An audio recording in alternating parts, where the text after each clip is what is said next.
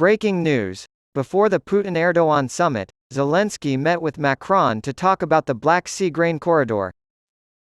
Following Moscow's withdrawal from the agreement on cereal exports, Ukrainian President Volodymyr Zelenskyy announced that he had spoken with his French counterpart Emmanuel Macron about means of ensuring the functioning of the corridor established by Kiev in the Black Sea to ensure the safety of navigation.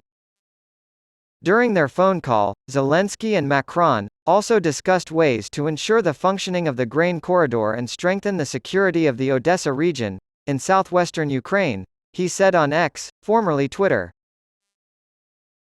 Mr. Zelenskyy also expressed his appreciation to Mr. Macron for France's crucial military aid to his country and said that the two men had discussed the next steps regarding this matter. Russia strikes Ukrainian port on eve of Putin's Monday meeting with Recep Tayyip Erdogan. 2 people were taken to the hospital after a more than 3-hour barrage of Russian drone attacks on a port in the Odessa region of Ukraine on Sunday. A meeting between Russian President Vladimir Putin and Turkish President Recep Tayyip Erdogan to discuss the resumption of food shipments from Ukraine under a Black Sea grain agreement, which Moscow abandoned in July, was scheduled for the day before the attack on the Reni seaport. The Ukrainian Air Force reported via Telegram that Russian forces had launched 25 Iranian-made Shahed drones along the Danube in the early hours of Sunday. According to Andriy Yermak, Chief of Staff to Ukrainian President Volodymyr Zelenskyy, Russia is attempting to provoke a food crisis and hunger in the world with this attack. Fuel storage facilities used to supply military equipment were the target of the attack, according to a statement released by Russia's defense ministry. Putin and Erdogan are scheduled to meet on September 4. Erdogan will use the opportunity to try to convince Putin to reinstate the Black Sea grain deal, which Russia abandoned in July. The crucial meeting, which will be held in Sochi on Russia's southern coast, is being held after the Kremlin refused about 6 weeks ago to renew the grain agreement.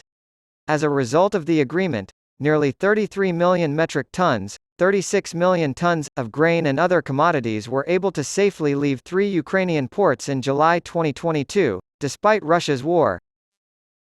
But Russia backed out, saying that another agreement to ease restrictions on its food and fertilizer exports hadn't been kept. Despite sending out a record amount of wheat in the past year, Moscow has complained that restrictions on shipping and insurance have hurt its agricultural trade. Erdogan has repeatedly promised to renew arrangements that helped avoid a food crisis in parts of Africa, the Middle East, and Asia, but Putin's withdrawal from the initiative has made that impossible. Developing countries rely on Ukraine and Russia as major suppliers of wheat, barley, sunflower oil, and other goods. Throughout Ukraine's 18-month conflict, Turkey's president has kept in close contact with Putin. Despite Western sanctions in the wake of Russia's invasion, Turkey has emerged as a key trading partner and logistical hub for Russian exports. Nonetheless, NATO member Turkey has also shown its support for Ukraine by sending arms, meeting with Ukrainian President Volodymyr Zelenskyy, and supporting Kyiv's bid to join NATO.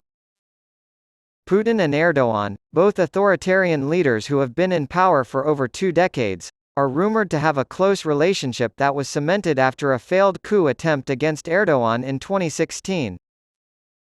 Russia handed over a list of actions the West would have to take in order for Ukraine's Black Sea exports to resume during Thursday's talks between its foreign minister and Turkey's. Erdogan has shown some support for Putin's stance. His comments in July on Putin's certain expectations from Western countries regarding the Black Sea deal and the crucial for these countries to take action in this regard echoed his earlier comments. According to Medvedev, the Russian military has added 280,000 new recruits since the beginning of the year. On Sunday, ex-President Dmitry Medvedev announced that roughly 280,000 new Russian soldiers had been enlisted since the beginning of the year. That's a rise of 50,000 since the numbers we had at the beginning of August. According to data from the Russian Defense Ministry, around 280,000 people have been accepted under contract into the ranks of the armed forces since January 1, Medvedev said, as reported by TASS. the current deputy chairman of the Russian Security Council and former head of state, made his comments while on a trip to the island of Sakhalin. There is still some doubt about his claim from the beginning of August that the army has recruited more than 230,000 people since the 1st of January. The Russian military has been running a massive voluntary recruitment campaign since the spring, offering generous pay and benefits in exchange for service. Partially mobilizing the Russian population in September 2022 in response to frontline losses allowed for the recruitment of at least 300,000 men, but also drove hundreds of thousands of Russians abroad. 22 Russian drones were destroyed in the Odessa area of Ukraine. According to the Ukrainian Air Force, 22 Russian drones were shot down in the Odessa area on Sunday. According to a Telegram post by the Ukrainian Air Force, on the night of September 3, 2023, the Russian occupiers launched several waves of +136-131 drone attacks from the south and southeast, with 22 of the 25 drones downed. Russia has stepped up its attacks on southern Ukrainian regions like Odessa and Mykolaiv since the agreement that ensured the safe export of Ukrainian cereals via the Black Sea expired in July. Despite Russian opposition, the first cargo ship to sail the Black Sea eventually made it to the Turkish city of Istanbul the following month.